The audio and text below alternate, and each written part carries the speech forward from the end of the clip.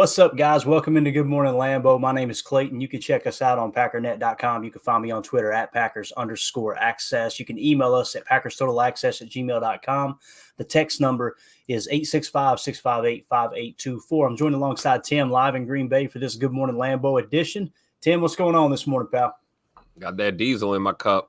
Got that diesel going, Clayton? Oh, let's Lord. I already had diesel earlier. Let me hit it for you real quick.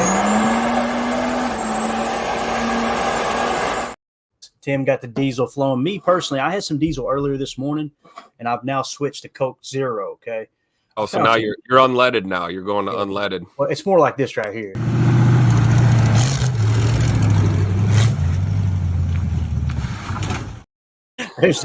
There's your Coke Zero video. All right. By the way, sponsor the show, Coke.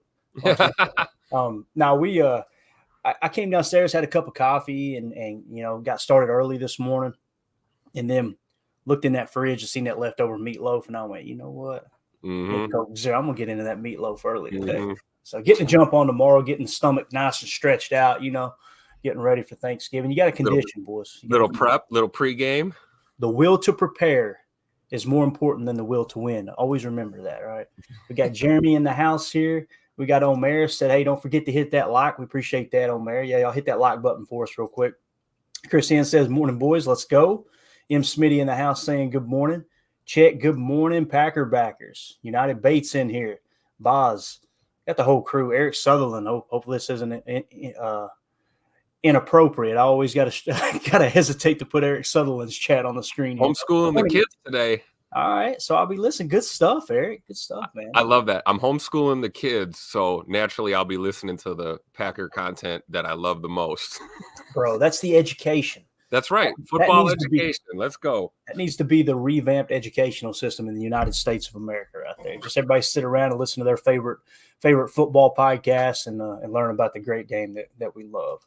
Let's see. Your Deadfish said, get your stomach into playing shape. Absolutely, man. It's all about pad level, fork level, all that, right? You got to get ready for Thanksgiving, dude. Carly Ray says, good morning, y'all.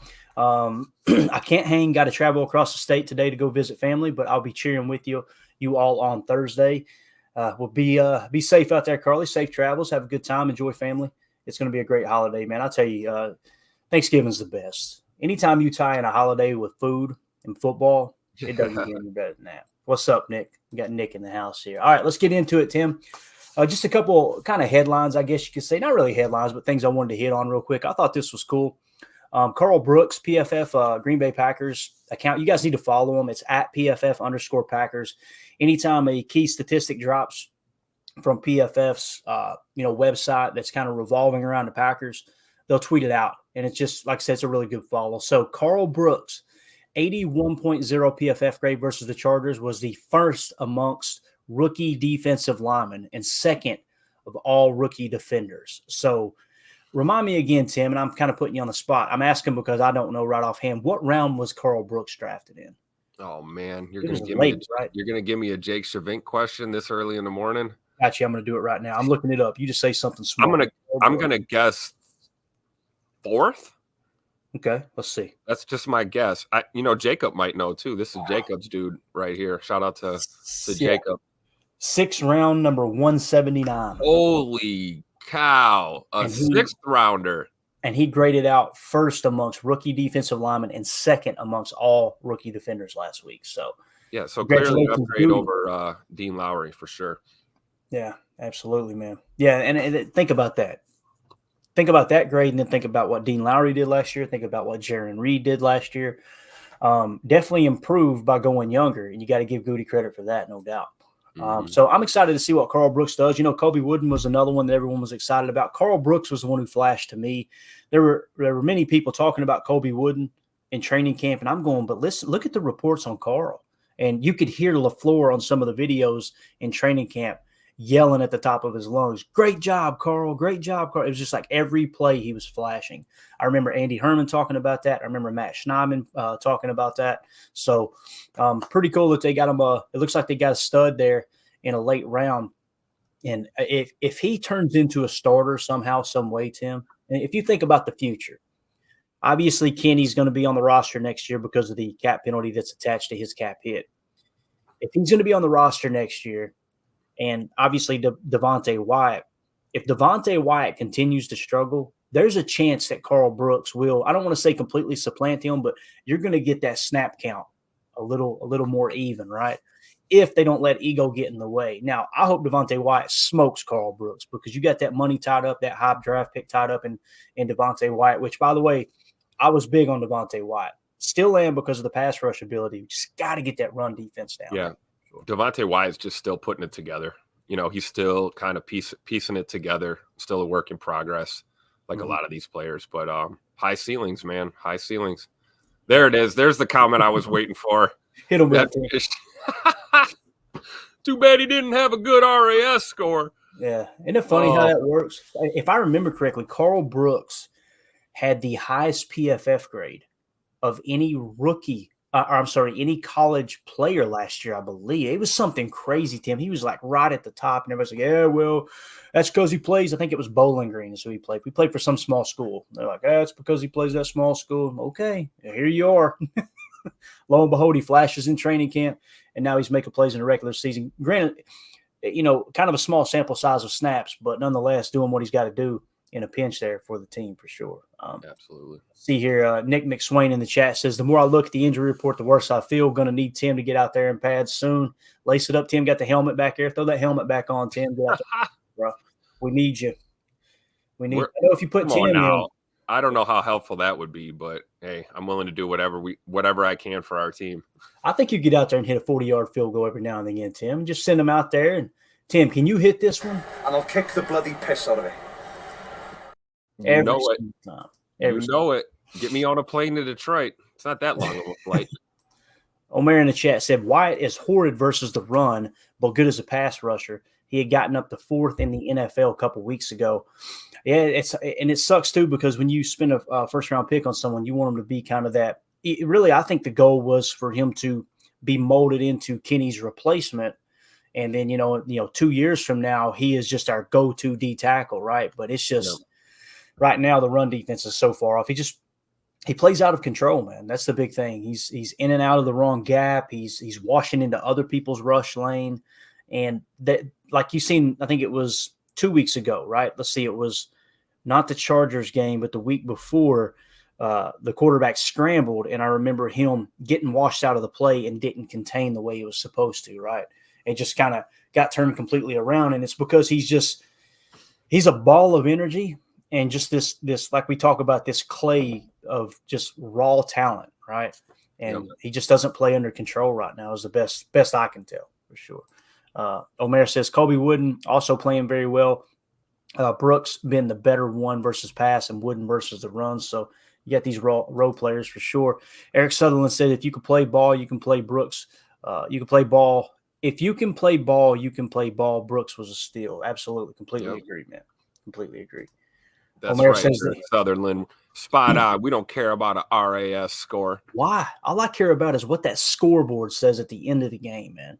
Amen. We get so caught. And listen, the statistics, the analytics, they're important, right? They have their place. But some people, it's just, it's like we were talking about with the yards that the defense is giving up. I don't care about the yards. I don't. Is the score a byproduct of the yards? In most cases, yeah. But if you're gonna literally grade a defense or even an offense off how many yards they gain as opposed to the points they score and how well they play, how effective they are in the red zone and all those important things, I'm sorry, man, that's where we part ways, Mm-hmm. I just can't do it. I can't. As Will Ferrell said, I'm too drunk to taste this chicken. You know what I'm saying? Nick McSwain says, I think Jones would be most helpful. Are the Lions even going to be concerned about stopping the run? One thing that you could do if you're going to try to establish a run against the Lions, run a little inside and just have AJ with a full head of steam soften that defense a little bit. I mean, just be willing to accept the fact you're only going to gain 2 yards a carry, but let's stay in the A and B gap, and I mean just pound them. And do it on first down. Do it on early downs, man. Keep that Detroit defense honest. Yeah, and historically, one thing that has not worked out of the condensed sets against Detroit all the way back to really 2021, if I remember correctly, is where the struggle started. Both games in 2022, and then earlier this year, you can't fool them with those condensed set end arounds, much like we seen on the 3rd and 1 there, that we complained about on Chalk Talk, Tim. Mhm. The lines are all over that stuff.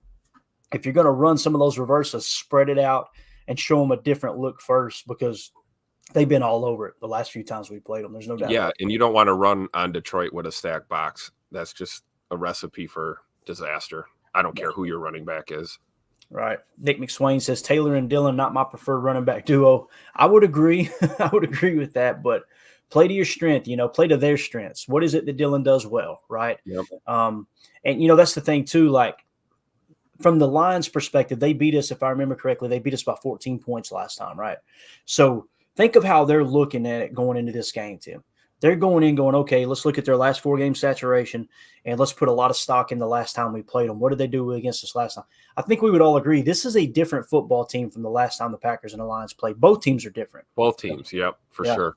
And And whoever thought we'd be standing here at this point of the year talking about Jared freaking Goff being like lights out in Detroit. Grading out elite, Tim. Grading out elite.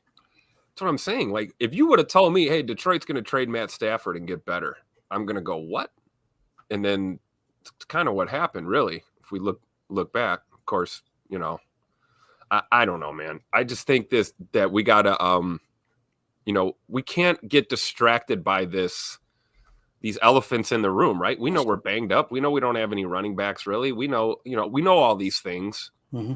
I almost wonder if you formulate a game plan, knowing that your opponent's probably like, well, they're not going to run on us. If anything, I'm dedicating a game plan to scheming some good runs against this team and see if we can catch them sleeping.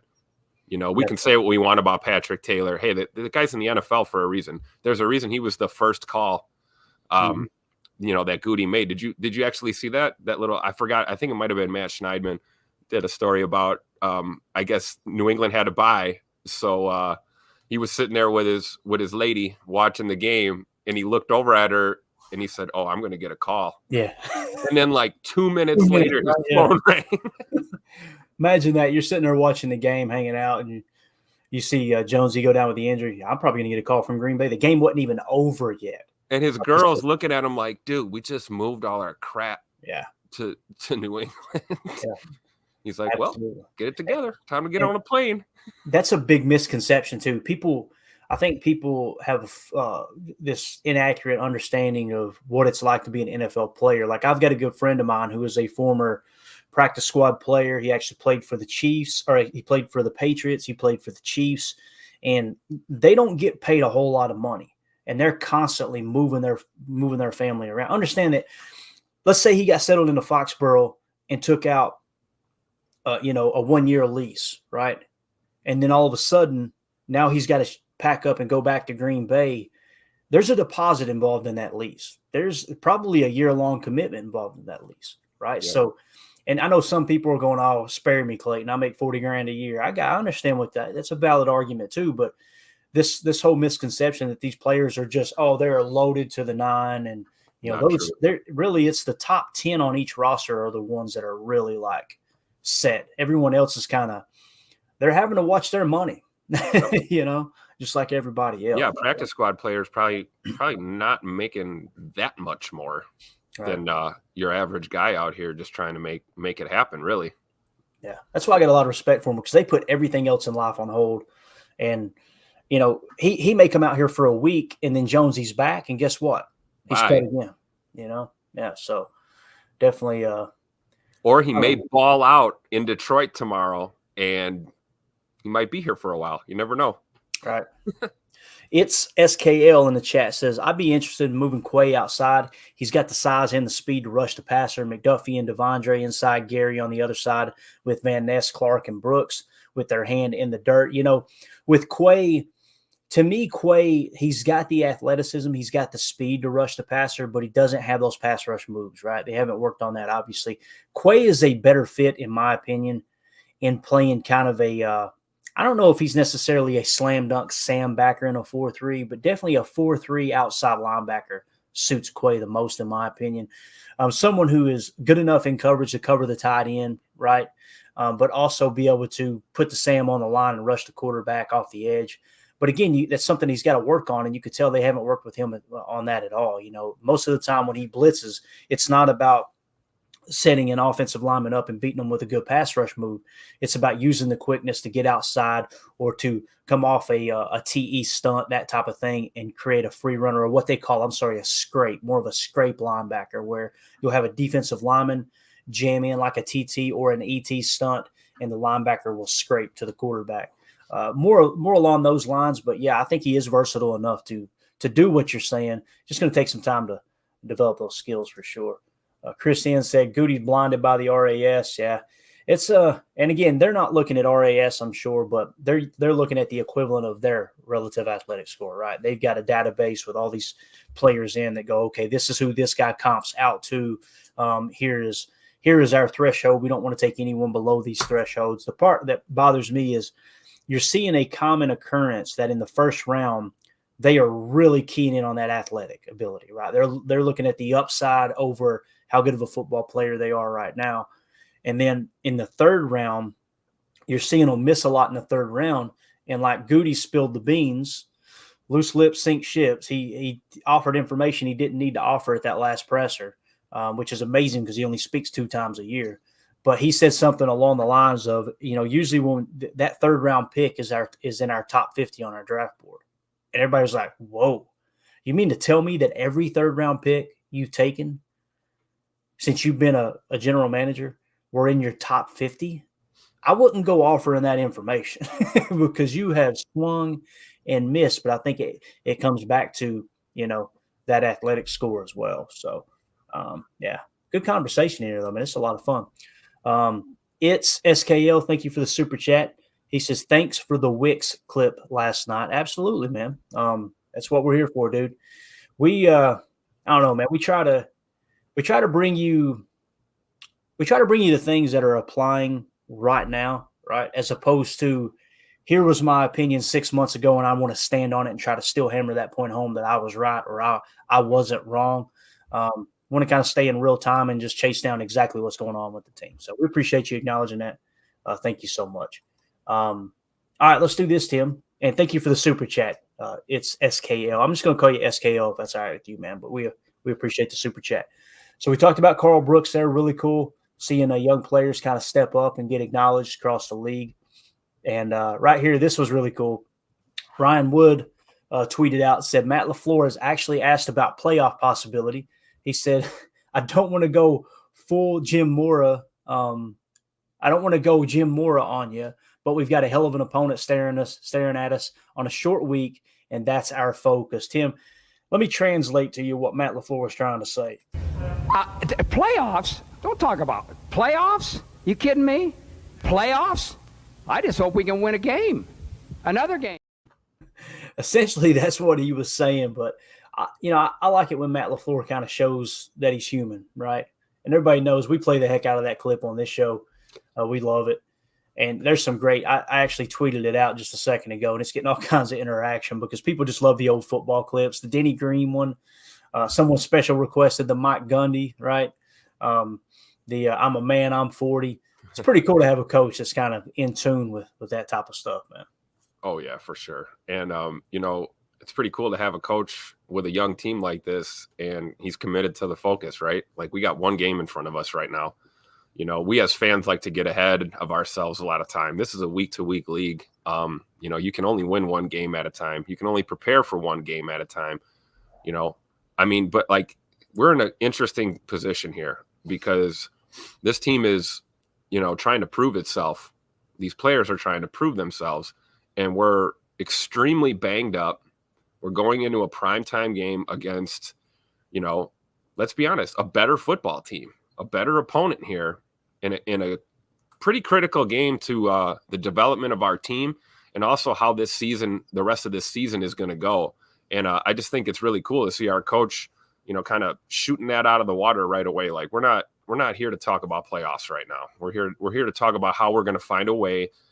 I wish you would have said this, but find a way to manufacture a running game and keep ourselves in the mix and squeak out a probably less than 7-point margin of victory over a division rival in a huge game. That's the focus, and I think there's an emphasis on guys, getting themselves ready to even be able to play this game. I think we had a walkthrough yesterday. We had no practice Monday. It's going to take everything it is just to get these guys padded up and out there on the field. So, I think we have the right attitude in that locker room. And for a young team, a team as young as ours, it's pretty cool to see these guys. Focus doesn't seem to be an issue. A lot of times you have that problem when you've got a young team. You've got guys that their attention's diverted to things that are not football related, or, they're thinking about things they shouldn't be. This team, they have a focus, and the focus is to get better every single week. And, it's a short week. They got to get better, and everything is stacked against them this week. There's are there any positives going into this game other than finding out that Aaron Jones did not completely destroy his knee? Right. Yeah. And that's great news for sure. The super chat from It's SKL it just hit me. I thought you might have been referring to Chalk Talk, but you hit me up on Twitter asking for a clip of Tay Wicks drawing another pass interference. So I got you, man. Yeah, you're welcome, dude. Anytime you need a clip like that, hit me up. I've typically got it in the database. I don't think people believe me, Tim, when I told them. I know a lot of people rolled their eyes when I first started podcasting. I said I watch every snap 3 times. I really do. I'm a geek. I'm a nerd, man. So typically, whatever the clip is, I immediately go, if you can give me a timestamp, I can get to it quick. Because I've got all that stuff kind of saved and chopped up and all that. So it's something I'm going to do whether I had a podcast or not, and I really enjoy it for sure. But again, thank you for the super chat, buddy. Jim Tyson says the minimum salary for NFL practice squad player is $12,000 per week. After accruing 2 years, it goes to $16,100. Well, I'll take back my comments then. I thought it was lower than that. Yeah, no, they're okay. They're doing okay. I still, man, I look at it like, I don't know, man. You talk about having to move your family back across the country. And here's the thing, too. She may not even pack up. It might just be him. Well, guess what? When he gets here, we know where the players typically stay, Tim. There's like 3 different spots if they're going to stay around the stadium and actually not buy a place and they're going to rent or lease. You got 2 leases going. I'm telling you, man. You got family members, you got friends you haven't talked to since kindergarten. All of a sudden, they're popping up going, hey, man, good to see you. Can I hold a Benny? You can go through that money real quick, man. Yeah, that's true. That's true. But you're right, though. It's not like they're bagging groceries and, struggling. Yeah, I got you. 45, 50K a month is okay to play football, I think, especially for a young guy. So, yeah.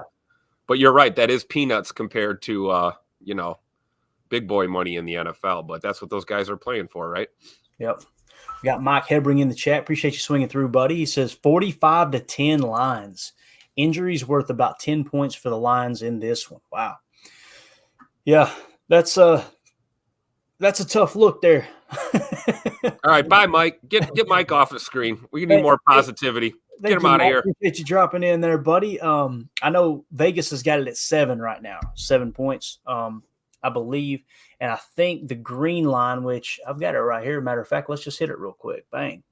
So actually, would it be the summary? Maybe the summary. There it is at the bottom. Yeah.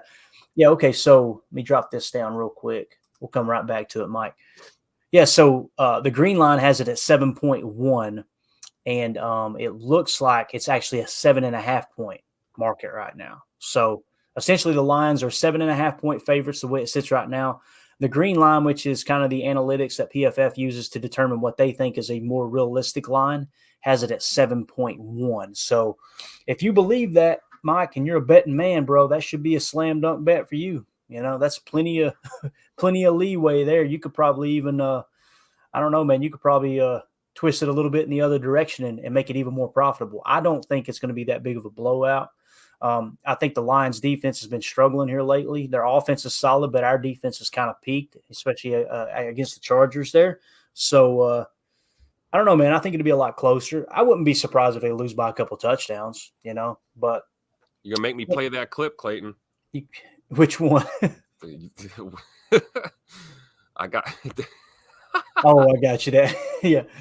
You're not going to get me to buy into them losing by 35 points. Like, I just can't. I'm not saying it's impossible, but I think it is extremely unlikely there for sure. Let's see what else we got here.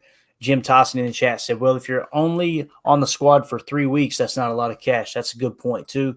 And he said, I wasn't trying to argue against you, Clayton. I agree that if you have multiple leases going and you're bouncing from practice squad to practice squad, right? And again, like we said, it's not a crazy amount of money, in my opinion, but also it's more than the average person's making to do a job they probably don't want to do, right? And these players are out there chasing their dream. But, yeah, man, I didn't think you were arguing either. I appreciate you clarifying, though, buddy. Thank you for taking time.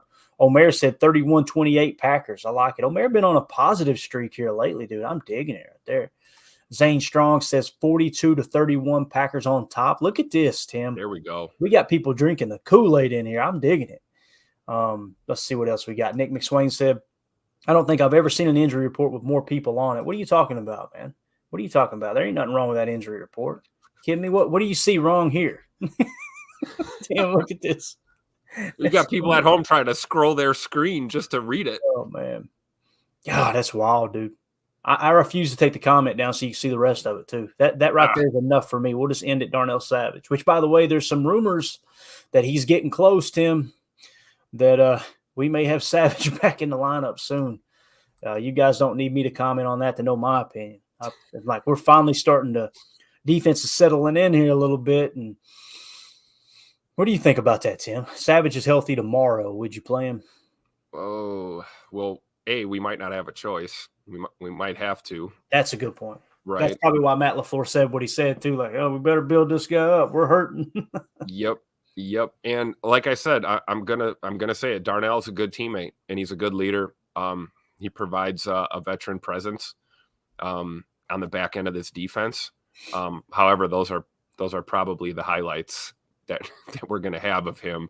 On the field, it can be a different story with him sometimes, but he's also kind of a Jekyll and Hyde kind of guy because every once in a while, Savage will break off a really nice game for us. So, he's coming off of this, this injury, and he may be hungry, man. So, if we may have to throw him out there. So I'm gonna try and be positive and say if he does go, hopefully he makes an impact out there. Yeah. Cheesehead Murph in the house says, do we think we want the ball first or after halftime? Hold on, we got to find out. Is Murph hungover? How was your birthday, man? Oh, Murph, yeah. We need to know that for sure, dude. Did Murph have daddy sodas last night? I need an update. You didn't wake up this morning in somebody's front yard, did you? Like you gotta that's never happened to me back in the day. I don't know what you're talking about. Now he said, do we think we want the ball first or after halftime? I used to be the guy, and I probably still am, but I used to think that's stupid to want the ball first. Plan on taking it after halftime. You can manipulate the clock at the end of the second quarter. You can kind of get 2 back-to-back possessions. That's the way I always look at it. Send your defense out there, get a stop, and play from ahead the rest of the game. Well, many coaches, including LaFleur, to the best of my knowledge, and we know how important it is to get out front of a lead now. A lot of the analytics show that's the way to go, is to try to score first. I know that sounds silly, but get on the board first and put the pressure on the other team. With that being said, I'm a lot closer to 50-50 on that now, Murph, but me personally, I would rather defer, make sure you got the win with you in the fourth quarter, and just get the ball back after halftime and, go out and try to win that first half and put yourself in a position at the end of the second quarter to win the middle eight and manipulate the possession of, being able to get the ball back after halftime. That's kind of how I see it. How do you see that, Tim? What would you prefer?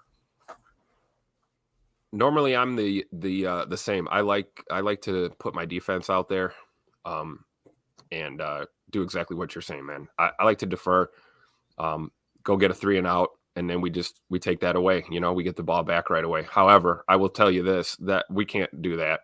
We have to take the ball right away. We have to get the offense going right away. We have to try and go up 7-0 on Detroit right away and then get a stop and then continue. I think this game, it's going to be so important to start good, start fast, and, we got to get rolling right away. This is not a game that we're going to settle into and, that's not going to happen. That's the attitude we had last time, and we got boat raced. So I think it's important that we take the ball. We put J Money and the boys out there, and we start marching down that field. Yeah. Chris in the chat says, I just don't see how the Packers can score more than 20 points. The Lions defense has been horrible, Chris. here of lately. I think I've got the number here. If I do, I'm going to pull it up real quick. Yeah, here you go. Points per game. Let's see. Let me drop it down. Oh, wrong one. All right, let me get this chat out of here real quick. So when you talk about overall defenses, right? NFL team opponent points per game. Notice Detroit is nowhere in the top 14 there, right? So they're giving up a lot more points now. When you go defensive points per play, Detroit nowhere in the top 12 there, right? And then actually, I think this is more specified. Here we go, points per game. So points per game, Detroit comes in at 22nd. So they're giving up 22.9 points per game. And in the last three, they're giving up 26 points per game. When you talk about points per play, Detroit is all the way down to 26th in the league. They're giving up 0.37 points per play. In the last three games, 0.42 points per game. And then defensive yards per play, they're 16th at 5.2. And so their defense has been playing like hot booty, but and not in a good way, by the way, not the good hot booty.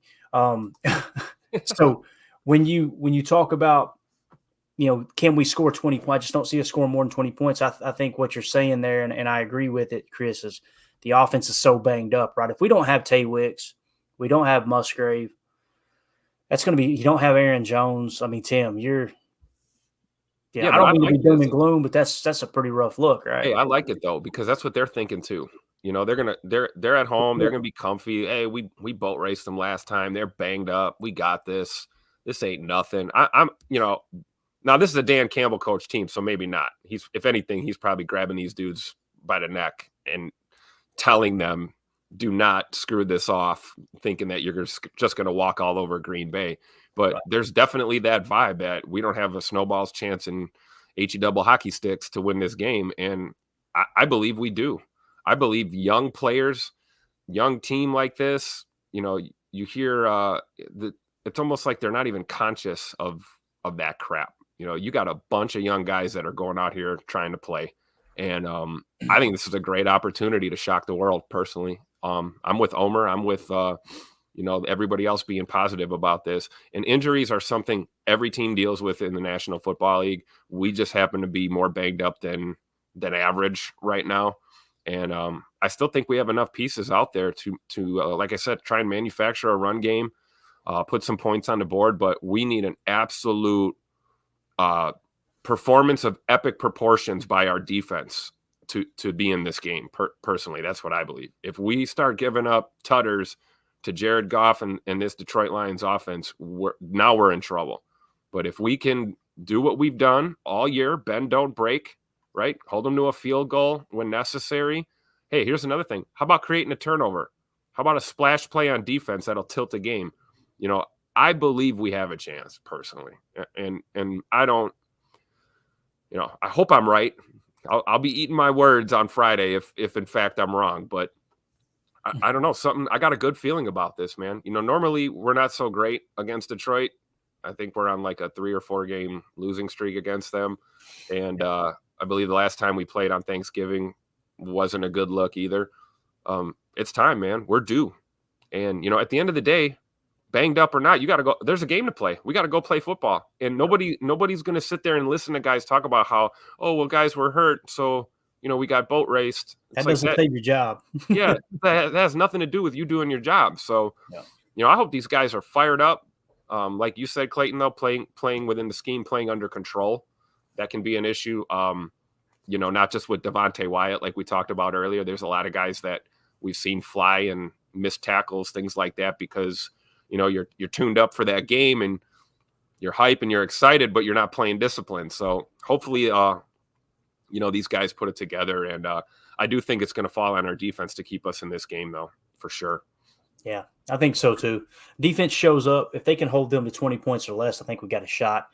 If they crack that 23 mark, probably going to be a long day, right? And I think we'll kind of have a really good idea by the end of the first quarter. If it's neck and neck by the end of the first quarter, I think the advantage kind of tilts in our favor with us being a second half team, obviously. But this has all the makings of a low scoring game which would help us, right? If we keep this low scoring, I think that favors us in this matchup as opposed to a shootout. Completely agree. Boz says, like Jake said yesterday, injury list as long as a CVS receipt. It's so true, man. SKL in the chat says, a couple months ago, I tweeted that Dom Wicks was the most complete receiver on the roster. Devondre Campbell liked the tweet and seems to agree. Thoughts? It's hard for me to say he's better than Romeo right now, right? But I will say this. The only reason I hesitate to say that, SKL, is because he hasn't got the same amount of snaps as Romeo, right?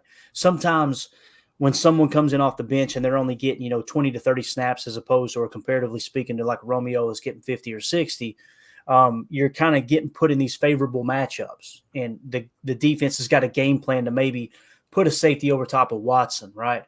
And then they got their best corner on Romeo Dobbs, and that's going to free Wicks up, right? That's the only hesitation I have. With that being said, the situations that are put in front of Tay Wicks, I completely agree with you, man.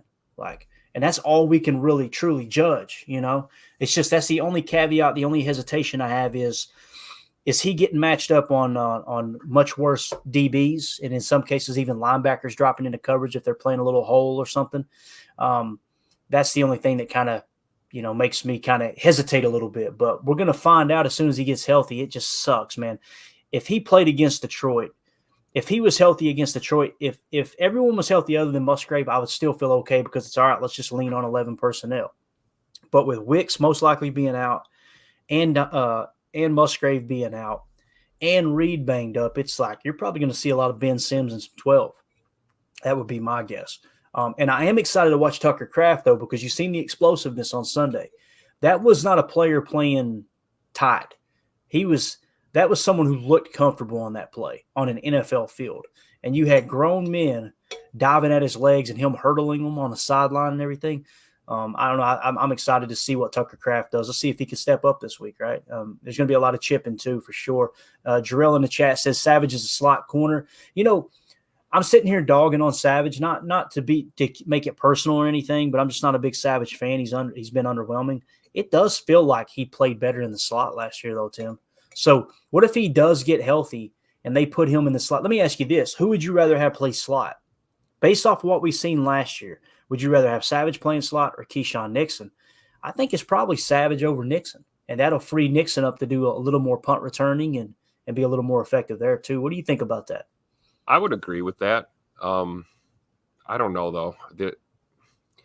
It's tough because going back to last year, you have a point. But I'm also looking at the smattering of what we've seen this year.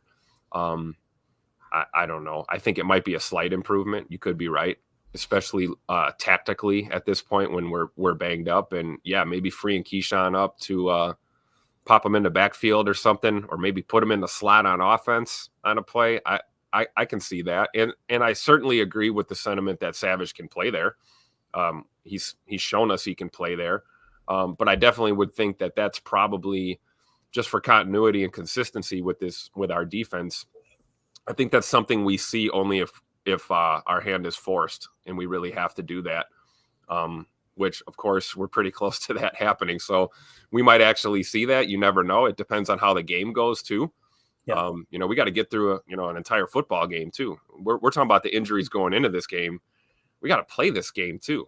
If anything, getting out of Detroit with the win is great. A bonus would be getting out of there without more injuries. So I think if Savage is active, we may have to put guys wherever at this point, but at least it is reassuring. That's a great point though. Yeah. He's certainly serviceable as a slot corner in a pinch if we need it. But then the question becomes, what does that mean for safeties, with, is Rudy Ford out? Are we thinking he's going to play? Yeah. And then J.O., we talked about what's Rudy Ford, bicep. Been limited. Yeah. Okay. So I think there's a chance he plays. Like you said yesterday, Tim, there's a good chance half of these guys play. Yeah. But again, and then even if you're going, what are you really at? Are we getting a 60% or 80% Rudy Ford? We don't know how bad some of these nagging injuries can be, but that's also part of, football, right? Playing through it, being tough. I don't know what planet Luke Musgrave is from, but lacerating your kidney and then basically sucking it up and finishing a football game. Just, Yeah. I mean, I don't know, man. I didn't even know they still made players like that. Honestly, that's like almost a throwback to a bygone era in this game. Yeah.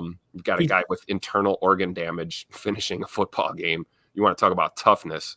So I think, this is a test for this team. But yeah, all hands on deck, man. Hopefully we figure it out though. But if Savage moves to the slot, then what? Yeah, that's my question. Do we go Ant Johnson and J.O. back there? Do we switch and just put Keyshawn on the strong side? Put Keyshawn at safety? Right. I would say this. It's now gotten to the point, I was the one saying I wanted to see Jonathan Owens over Savage just to see what we had. We've seen what we got now. I would rather have Savage over there over Owens, but in an ideal situation, I want Anthony Johnson Jr. and Rudy Ford. That's the combo I want to see right now. I think both of those players have shown enough to suggest that they would be the better safety tandem. That's just me personally. Deadfish in the chat says, I think we'll probably get behind early, but the Packers youth will have more gas at the end of the game on the short week and come back in the second half. That would be a lot of fun on Thanksgiving, gnawing on that turkey bone for sure. Mm-hmm. Jake Shavink in the chat said, does that change in a dome for you, Clayton? Jake, if you would specify what you mean there. I think he's talking about what you were saying about deferring. Gotcha. With the kickoff and things like that. Yeah. I guess what he's saying there is removing the whole win factor and being able to maximize that. I want to say no, Jake. I want to say no. I just like the idea of, hey, look, guys, if we go out here and we kick them in the mouth on this opening drive and we stop them and the offense, you go and you grit up and you go get that first score, we've got a chance to control and manipulate the clock the rest of the game, right? Because we can make sure that we score last in that 2-minute drill right before halftime, whether it's a field goal or 7 points, and then we could come out in the second half, get the ball back. You got all the momentum. Just the way I've always looked at it. And like Mike Hebring said later here in the chat, he said, I always take the ball. Yeah, right here he said, always take the ball and score first, in my opinion. That seems to be the popular opinion for sure, Mike. I just always find myself looking at it in the other direction, man. So it's kind of what happened last time we played Detroit, right? We ended up, they had the ball. We get a splash play from our defense, but we didn't do anything with it, right? So I don't know, man. Yeah, Murph in the chat said, you guys made my day yesterday. Thanks for the acknowledgement. Dude, you make our day every time we see your face in there, buddy. We appreciate you supporting the stream, man. You always have since day one. I think you're the first person I remember seeing comment, Murph. Hey, we're going to call him Mount Rushmore Murph. Yeah. I'm telling you, it's Murph and Eric Sutherland on that Mount Rushmore, and then we got to add 2 more. We got to figure that out for sure. But, yeah, pretty cool. Let's see here. Jake K says, nice, yeah. I'm thinking will be a little bit lower scoring now that I have to think about it. I could see it playing out either way, really. And like Jake pointed out, being in a dome, too. I mean, Detroit's going to be as comfortable as they can possibly be right there. It's going to be loud in that dome, guys. It's going to be loud. That fan base is rejuvenated now, which, by the way, you notice how everybody's showing Eminem at the games now, right? Oh, yeah. There's so many fair weathers. How long did you never see Eminem at a Lions game? Now, all of a sudden, it's none of these fans. Like, it ain't even just Eminem. None of y'all. None of you Detroit Lions fans. Where have you been? You're all fair weather. And you guys are still acting – man, I hope we beat them, dude. Don't even get me started. I can't stand these Lions fans. Tim came here on the Lions fans. No! My cash! Making it a $3 bill, man. Tim Chippy. Yeah, no, I can't. Hey, I told you what I dealt with last time in person when they came into Lambeau and disrespected us. So I would love to return the favor, honestly. And I remind them every time, y'all haven't won nothing. You haven't won anything, and you are still acting like you guys are Super Bowl champs, and I just don't see it. Yeah, look at all the fans at the game now when their team's good, trending upward, right? We got legions of fans that sat through the dark ages with our team and went absolutely nowhere. So, yeah, miss me with these flaky Detroit fans. And now Eminem's up there in the box taking pictures every game, and he's always got that look, the big tough guy look. Like, yeah. Oh yeah, that's a Detroit staple right there. Yeah. Get out of here. Get out of my. And I used to be a big Eminem fan when I was younger. Boy, I could to this day still know every word to most of his first 2 albums. Take me back to high school, right, Clayton? People are going, what are you talking about, Clay? You grew up in Kentucky, bro. In my CD changer, it was Merle Haggard next to Tupac, next to Kenny Chesney, next to Eminem. I listened to everything, man. Everything. That's awesome. Yeah. No, it's not awesome, Tim. I was a nutcase. Omer in the chat says, Reed is the guy, has to play, and then Ford and Jair back. Picture looks much better than I don't know if there was another one. I guess there wasn't. Yeah, with what you're saying about Reed, yeah, Reed is the guy who has to play. If Reed's out there, I feel a lot better. You get Ford and Jair back, that's going to be a huge boost. If I don't think Savage is even up to return this week. We were just kind of talking in advance on him, but the thought of Rudy Ford and Anthony Johnson Jr. being back there and having Savage in the slot, Tim, I feel a little bit better about the secondary. Secondary's been playing good. Here I've hated on Savage this whole time, but understand that's at the safety position, man. I just don't like him at that safety position. I really, really don't. I don't know, man. I don't want to dog the guy too much, but let's see here. Sam in the chat. Good to see you, Sam. He said, I'm manifesting J-Love eating the turkey after the game. Well, could you imagine he go out there and throw for 340 yards? Like somebody said here, somebody was on the reefer yesterday talking about him throwing for 400 yards and 6 tuds, right? Love it. I would love to see that. Yeah, man, that would be absolutely awesome, Sam. Appreciate you swinging through, buddy. Eric Sutherland said Packers are going to make Thanksgiving my Christmas pack. It's 27, Packers 27, sorry, make my Christmas pack. 27, Lions 24, Carlson at the buzzer. Let's go. Click the bloody piss out of it, man. That's what I'm talking about. Kick the bloody piss out of it. Let's see, we already hit Sam's. Jake said coverage might have to help out the pass rush in this one. Yeah, let's do that. We got a little bit of time here. I was going to hold off until tonight since the chat was absolutely lit up, but we'll come back to the chat here in a second as we get ready to wrap up. Man, you guys are awesome, dude. This is what we wanted the morning show to be, is a chance for you guys to voice your opinion. So when we look at it, let's talk about defense real quick. So our base defense, Tim, you can go ahead and kill your camera, get in there close like the old man that you and I are. What Jake's saying here, I'm going to drop your comment down, Jake. Let me make sure I don't lose it, though, buddy. I want to come back to it. Remember what you asked or what you said. So on their offensive line, yeah, I see what you're saying. Decker at left tackle, 77.3. Sewell at right tackle, 85.8. This is an absolute a perfect version of what I think the offensive line should be built like, Tim. To me, left tackle, first and foremost, most important, then center, and then shore up the rest of the line. Look at Ragnow, 82.5. Like I said, Decker at left tackle, 77.3. Sewell, the second highest graded tackle in all of football at 85.8 at the right tackle position. You got Glasgow at the right guard position at 77.7. The only weak link is Sarsdal at 44.6 at left guard. I see what you're saying, Jake. Going to have to be some extra cover in there, man. This is if you get a sack in this game, it's probably going to be a coverage sack. We always say pressure pick, coverage sack. Probably going to be a coverage sack if you get one here. Now, you got Rashawn Gary going on Sewell. You got Preston Smith having a pretty good year going up against Decker. There in the middle, Kenny Clark had a great game this last game.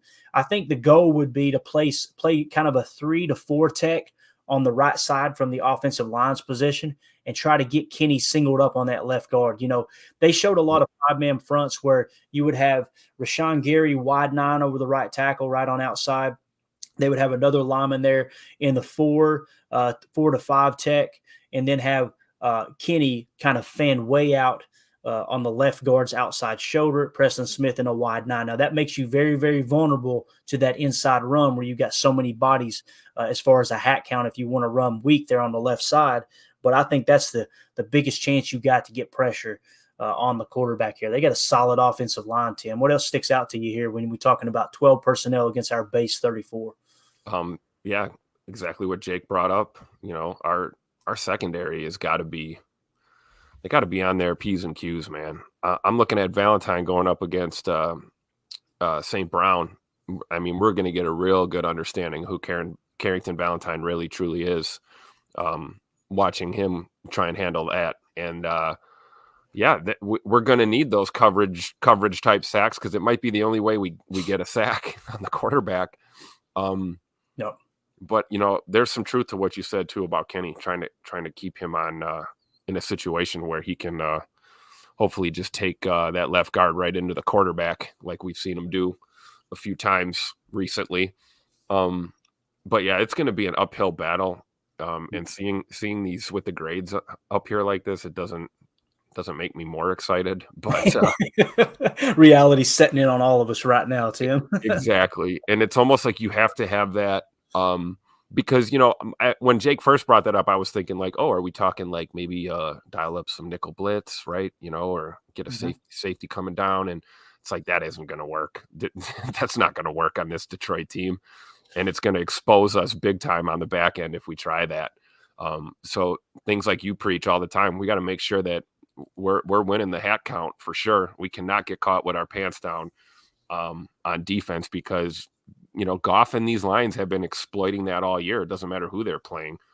Yeah. If they get a favorable matchup, they're going to exploit it and they're going to make you pay. Yeah. We have to limit those explosive plays, man. That's what's going to make or break us in this game. And again, PFF grade or not, looking at Jo back there with that 48.5, looking like a yellow light on a traffic signal. Hopefully this guy can step up more and get towards the green category here. And it's going to start with, tackling. We talked about the basics, right? Mm-hmm. Joe Barry could put them in a position like we've seen countless times this year, scheme them up to be in a position to make a play. Are you going to make the play? Are you going to finish the tackle? Those are things that are going to be huge in this game. But I think you're right. Coverage is going to be critical to how this front is able to work, because if the back end is not holding up, I mean, who cares about what's going on up front? We already know these guys are going to have their hands full trying to get a pass rush, So our corners and safeties, linebackers, they got to get it done tomorrow for sure. Look at this right here, man. Mike Hebring with the super chat. Apparently, Amaz St. Brown doesn't know names on our defense. Now, some of you guys are going, what are you talking about? What does that mean? Let me show you. I actually just looked, Tim. So I'm going to share the screen here real quick.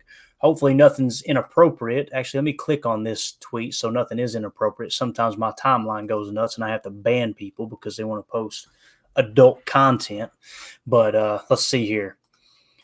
This was a tweet just shared here. Let's see if you can get this on screen. Let me know if you see it, Tim. You got it? Yep. All right. So it says Lions receiver Amon-Ra St. Brown on playing the Packers on Thanksgiving. Quote, I'm going to be honest. I can't name a single player on that defense. Good. You're going to remember them all after tomorrow. Bro, that's what I'm talking about, Mike. That's the fuel you need. Now, put that up on the board in the meeting room. Forget the board. Put it up on the video board in the auditorium. You get in there, you get in the meeting room with the players, put that right. I'm talking about full screen, bunch of damn no names in here, boys. Don't know if y'all knew that or not, but got a bunch of no names. That's what I'm talking about. That is what I'm talking about. And it's kind of crazy because, bro, you were a no name not too long ago yourself. So yeah, and and Mike, thank you so much for the super chat, buddy. Thank you. You were awesome, dude. Thank you for bringing that to our attention there. Omer in the chat said yes, besides Dan Campbell calling our team soft too. So throw that up there too. Throw it all up there. I want to see Mike. I want to see Matt LaFleur go over there and trip Dan Campbell and gnaw on his ankle. You know what I'm saying? Like, could you imagine Dan Campbell fighting Matt LaFleur? Well, that would be a quick fight. Let's be real. Rich Bisaccia come in, the old paisana come in with a revolver or something. You know what I mean? Take care of business, handle it the right way. Nah, man, it's all jokes aside. That type of stuff right there, Mike, what you shared, buddy. That's a good thing for the Packers. That's a real good thing for the Packers. If he'd come out and go, yeah, man, they're pretty banged up, but they still got a lot of talent on this defense, I'd be going, crap, we ain't got a chance. Right. So that's awesome. Good find there, Mike, for sure. All right, as we get ready to wrap up here, Tim, parting thoughts, man. Anything else you want to cover? We were going to get into the PFF preview like we just did briefly. We'll save it for PTA Live tonight. We kind of touched on it with Jake asking the question there, but we'll get into, the specifics of the betting line, all of that, the over under. We'll hit the summary from PFF. We'll go through the the offense, the 12 personnel offense. We'll go through our 11. We'll get back to their base, their nickel, that type of thing, see where the matchups are. We'll also talk about the remaining schedule and the playoff picture, which is continues to, kind of show up here. And it's, when you look at the playoff picture, just really briefly, guys, there you are. You see that line underneath the 7, right? We're right on the cusp, guys. It's wild to me. Look at all those 4-win teams. That's crazy, Tim. Packers, Rams, Falcons, Buccaneers, Commanders. The teams we're going to be watching this week, by the way, Seattle, check this out, guys. Dallas, obviously, the NFC East is going to the Eagles, right? So the Dallas Cowboys are sitting at 7-3. We got a much better chance of catching Seattle before Dallas, right? Obviously, Seattle and San Francisco is in the same division, so the way that's going to fall. Seattle plays San Francisco in the very late game. Dallas plays Washington, which it doesn't even really matter. I guess it does. Washington's right down here. Dallas knocks them off. Now they'll drop below us. If we somehow, some way beat the Lions and we climb to 5 wins, now all that's ahead of us is going to be, and let's say the Seahawks do lose to the 49ers there at the end. I mean, you have 2 teams within reach of falling out of that number 7 seed range, and the Packers sliding right in. It's about to get good, man. If they could just somehow, some way come away with a win here, dude. Jake brought it up, I think it was last night when we were on. We got to steal one of these 2 games. If we can do that, we will find ourselves in the mix, man. I mean, like you said, there's a lot of 4-win teams out there. A lot of things, this is what's so great about the NFL, right? We watch, from the beginning all the way up to this point in the season. And it's like, man, this year could end totally different. A lot of shifting and maneuvering can happen in the seeding here towards the end of the season. So you want to just put yourself in a position to be playing meaningful football down the stretch. And the Packers are not out yet. I've been saying this all along. We can talk about playoffs. We won't too much, but hey, man, for a team full of rookies and second-year players, man, we're right there in the NFC right now. It's all in front of us. Yeah, no doubt. Dead Fish in the chat says Seattle plays San Francisco twice, Philly and Dallas the next 4 weeks. That could very well be 4 losses for sure. I mean, if you had to have me bet on those 4 games, I'm probably picking all losses. Doesn't mean it's a guarantee, obviously, but yeah, it's set up, man, for special things to happen for sure, Tim. All right, let's get out of here, dude. Can you pop my screen up here real quick for my final thought? Just real quick for all you haters out there.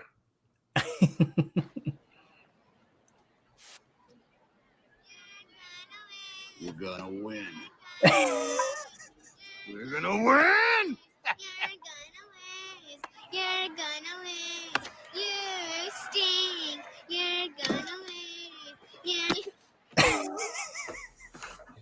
You see me hit Mike Hebring with that glove right there? And Mike took the glove on the kisser. Hey, dude, you could tell too that wasn't fake. That wasn't special. He really hit that kid right in the mouth with that glove. I love it. No, I'm joking.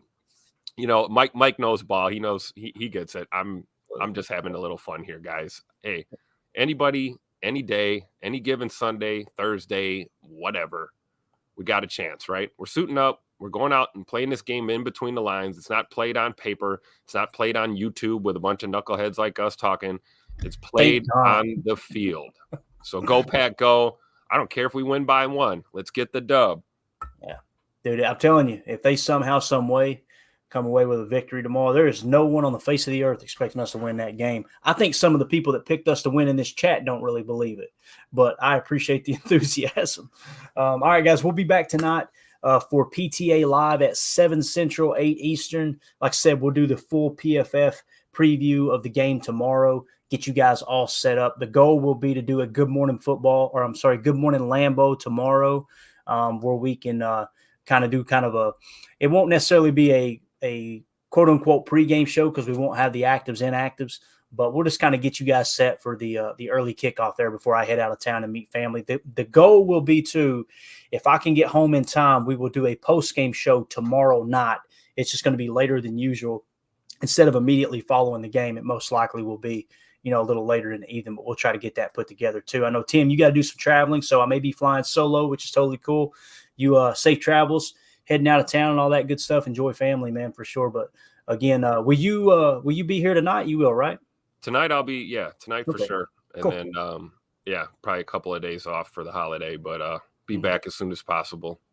Awesome. Sounds good, buddy. Well, for those of you hanging out with us, we really appreciate you. Go ahead and hit that like button for us. Help us boost that algorithm. We would certainly appreciate that. I want to give a special shout out to SKL and Mike Hebring with the super chats. Thank you guys for supporting the stream. Everyone in the chat, thank you all for contributing. You were absolutely awesome this morning. This is becoming my new favorite show. I'm a morning person anyway, so anytime you get in here and just grab a cup of coffee, or like we said, some of that cheap diesel today with the Coke Zero, sponsor the show. It's always fun to get in here and chop it up with you guys first thing in the morning. So for those of you listening on the pod, thank you for making us a part of your day. As always, let's go out and be the change we want to see in the world, and go Pack Go.